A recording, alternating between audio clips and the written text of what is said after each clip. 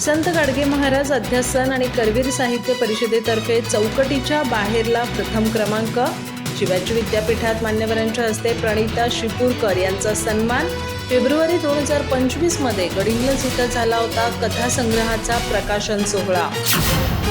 संत गाडगे महाराज अध्यासन आणि करवीर साहित्य परिषद कोल्हापूर यांच्या वतीने प्रणिता शिपूरकर लिखित चौकटीच्या बाहेर या कथासंग्रहास प्रथम क्रमांकाचा पुरस्कार प्रदान करण्यात आला.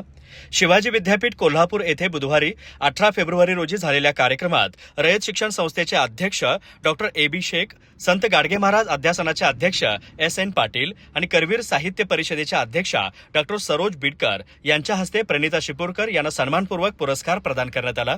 या कार्यक्रमास शिवाजी विद्यापीठाचे कुलगुरू डॉक्टर V.N. शिंदे तसेच व्हाईट आर्मीचे संस्थापक अशोक रोकडे यांची प्रमुख उपस्थिती होती.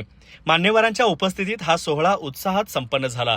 चौकटीच्या बाहेर या कथासंग्रहाचं प्रकाशन फेब्रुवारी 2025 मध्ये गडिंग्लज येथील रवळनाथ हाऊसिंग सोसायटीच्या सभागृहात पार पडलं होतं. शिवाजी विद्यापीठाचे माजी परीक्षा नियंत्रक B.M. हिरडेकर यांच्या हस्ते प्रकाशन करण्यात आलं होतं.